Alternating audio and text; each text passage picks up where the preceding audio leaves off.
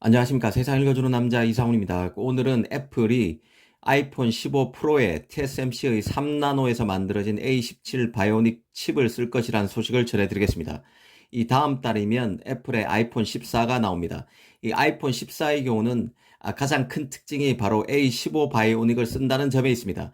그 애플이 차세대 스마트폰의 이전과 같은 그 5나노 공정에서 제작된 모바일 AP를 쓰는 것은 전례가 없는 일입니다. 그럼에도 외신에서는 아이폰 14에 이전 AP인 A15 바이오닉을 탑재할 가능성이 큰 것으로 보도하고 있습니다. 그런데 오늘 소식은 내년 가을에 나오는 아이폰 15도 아니고 아이폰 15의 업그레이드 모델인 아이폰 15 프로까지 가서야 TSMC의 3나노로 만든 A17 바이오닉이 탑재된다는 것입니다. 이 정리하면 다음 달인 9월에는 아이폰 14가 나오는데요. 여기에는 5나노 칩인 A15 바이오닉, 그리고 내년 9월에 나올 아이폰 15에는 그 4나노 칩인 A16 바이오닉, 그리고 내년 말에 나올 아이폰 15 프로에 가서야 비로소 TSMC 3나노 칩인 A17 바이오닉이 탑재된다는 것이 내용의 뼈대입니다. 물론 이 소식은 오피셜이 아닙니다. 중국의 팁스터인 모바일 폰 칩 전문가 발입니다. 루머에 가깝다고 보는 게 맞을 것입니다. 하지만 이런저런 루머도 조합해 보면 어떤 큰 그림이 그려지기도 합니다. 그래서 이런 루머도 가려가면서 볼 필요가 있다는 생각입니다. 사실 그 애플은 뭐니뭐니 해도 최고의 팹리스입니다. 애플은 그간 그 모바일 AP, 시스템 온 칩의 성능을 주도해 왔습니다. 그 아이폰이 최고의 스마트폰으로 꼽히는 이유는 다름 아닌 그 애플의 SoC인 A 바이오닉의 뛰어난 성능에 근거한 것입니다. 애플은 그 폰을 출시할 때마다 최고의 CPU, GPU, 그리고 효율성을 일관되게 보여왔습니다. 그런데 애플에 대한 최고 전문가로 꼽히는 이 거밍치 애널리스트가 다음 달인 9월에 출시되는 아이폰 14와 아이폰 14 맥스에는 기존 A15 칩셋을 그대로 쓰게 될 것이라고 전망한 이후 이게 거의 정설처럼 굳어지고 있는 분위기입니다. 그나마 아이폰에서 이 성능 차이를 가늠하던 모바일 에이프가 이전 모델과 같은 제품이 탑재되는 것으로 알려지면서 상대적으로 메모리 사양이 중요해졌습니다. 아이폰 14의 경우는 이전 아이폰 13에서 쓰던 그 LPDDR4X 대신에 LPDDR5를 쓰는 것으로 알려져 있습니다. 이번 중국 팁스터의 루머도 이 거밍치 전망의 연장선에 있는 것입니다. 내년 가을에 나오는 아이폰 15도 3나노 칩이 아닌 4나노 칩을 쓰고 내년 말에 나오는 아이폰 15 프로에 가서야 최첨단인 TSMC 3나노로 만드는 A17 바이오닉이 독점 탑재된다는 것이 내용의 핵심인데요. 만약 이게 사실이라면 TSMC에서 만드는 3나노 칩 양산이 생각보다 더 밀릴 수 있음을 보여주는 것입니다.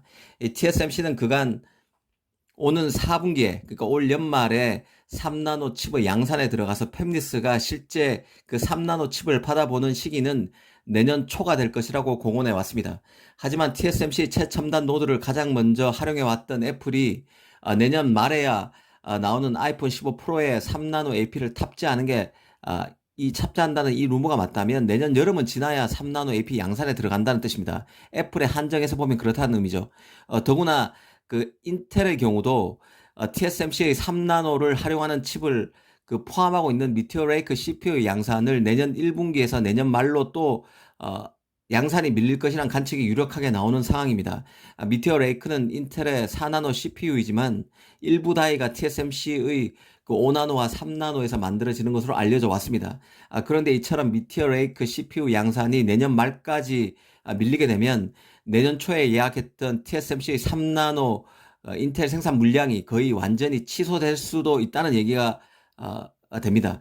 그래서 이번 애플 관련 루머가 사실로 확인된다면 애플의 3나노 칩이 내년 초에는 양산이 되지 않고 내년 하반기께나 양산이 돼서 결국 TSMC의 3나노 칩이 당분간 나오지 않는다는 결론으로 연결되게 됩니다.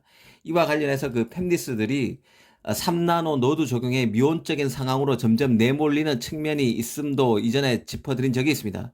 이 파운드리의 첨단 노드 사용에 따른 비용 부담은 점점 커지고 있는데 이를 통해서 만들어진 칩에서 체감할 수 있는 그 효용은 생각보다 크지 않다는 진단이 나옵니다. 실제로 그 AP 내에 있는 CPU 같은 경우는 이미 한 세대당 성능 향상폭이 10% 이내인 경우가 비일비재해졌습니다. 프로세서 성능이 이미 상당히 높아져서 모바일 AP 설계업체들은 이제 인공지능을 이용한 이미지 품질 향상이나 실시간 레이 트레이싱 지원 같은 새 기능을 추가해서 이 사용자들이 체감할 수 있는 변화를 끌어내는 방식으로 진화하고 있는 상태입니다. 과거처럼 1년 만에 CPU, GPU 성능을 50% 그리고 100% 높이기 어려워진 상황에서 이런 식으로 AP의 성능 업그레이드에 나서고 있다는 뜻입니다. 이는 달리 말하면 팹리스 입장에서 볼 때 그 비용 관점에서 최첨단 노드를 활용하는 데 따른 메리트가 크지 않다는 뜻과도 일맥상통하는 것입니다.